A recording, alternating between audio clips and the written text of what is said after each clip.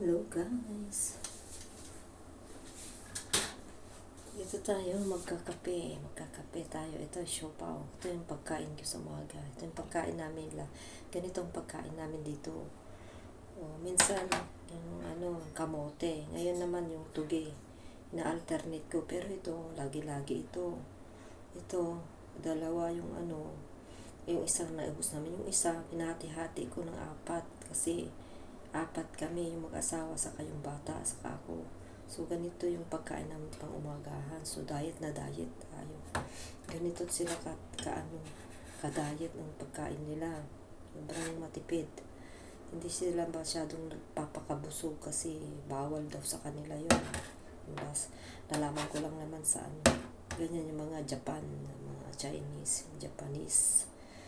Ay tayo kanin ulam. Ito sa kanila, kompleto. May itlog, may root crops, ayan, saka yan. Saka ito yung ginagawa ko, bunch na siopaw. So, magtitimpla tayo ng Milo. Ubus na yung Milo ko. Wala akong asukal, di pa ako nakabili. Mas masarap pag may asukal. Kahit na damihan ko tong Milo niya, kailangan ko pa rin mag-asukal. Hindi ako makalabas makabili kasi yung amo ko naghahatid sundo. So yung lalaki na dyan pa naliligo. So naghatid yung amo ko. Kanina pa ako nakapagluto. Minom muna ako ng tubig na 2 baso kasi may ubo ako. Papagaling pala ako ng ubo. Kunti pa lang yung kasi bawal sa akin ang kape. Tapos pag masobrahan ko naman to, bawal din. Kaya kunti lang yung nilalagay kong kape. Kung sakto lang na maubos ko to, mahigop ko. So, magre-refill tayo guys. May nabili ako na imbis na kape na 3-in-1. Yung Indonesia, mapait kasi sa akin yun. Mapait. Kaya bumili talaga ako ng Milo para makapagkape ako lagi hanggang tanghali. Pahit pa ako. Pag lagi ka na ganito, sasawa ka din. Kaya bihira na ako mag-Milo. Tapos walang asukal. Naubos yung asukal ko, hindi ako nabili.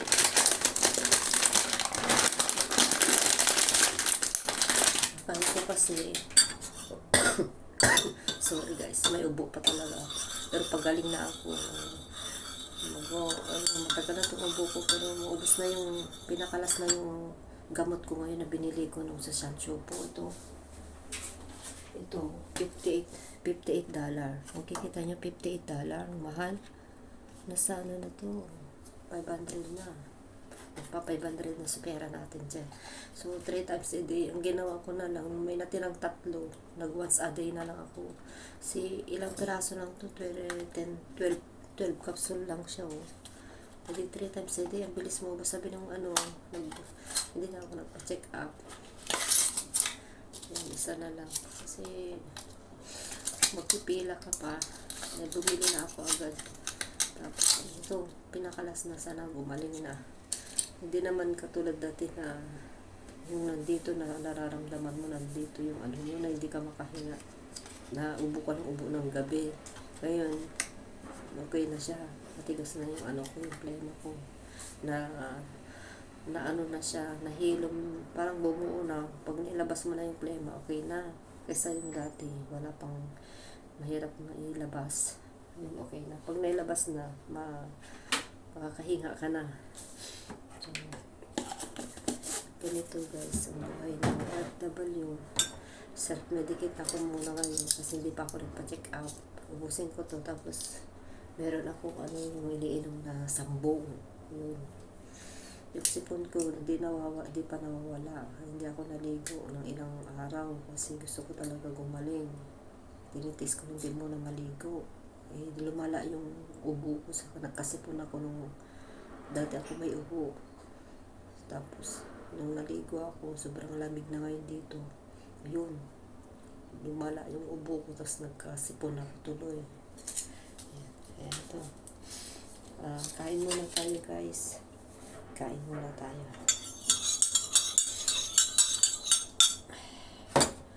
So, ito yung ginawa ko. Bali, in-steam ko na lang agad bago nilagay sa freezer. Kasi, baka maano kasi, matigas na kapag nasa freezer kasi hindi magpapak pag in-steam mo na siya sa umaga kasi matigas na yung nasa freezer. Ngayon, ginawa ko, in-steam ko muna lahat bago ko in-stock sa rep. Kaya maganda na siya. Maganda na. Malambot na. Ito yung lagi namin kinakain sa umaga.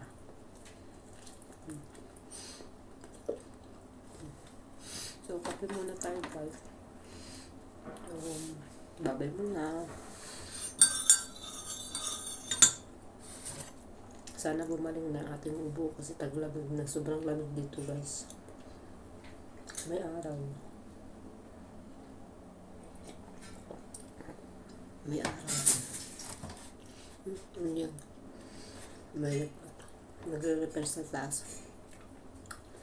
May araw man pero malamig pa din.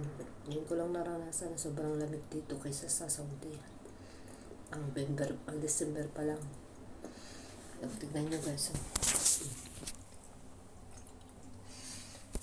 So, babay muna.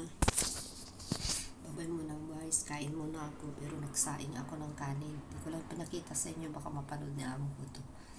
Nagsaing ako ng kanin. May sardinas ako dyan. Mamaya magkain ako ulit. So, kahapon mga indomie, yung mga pansit canton. Pag wala si amo, nagluto talaga ako ng pansit canton. Imbis na matulog sana ako, nakain na lang kasi nagugutom tayo dito guys. Hindi tayo sana yung maliit lang kinakain, konti lang kinakain. Kaya mag-stock talaga tayo dito. May stock talaga ako dito. So babay na guys. Babay na. Tapos palis na yung amo ko. Kaya kain ako tapos mag-work na. Maglinis na yung amo kong babae ang nagatid. Tapos siyang magsundo kasi wala siyang pasok.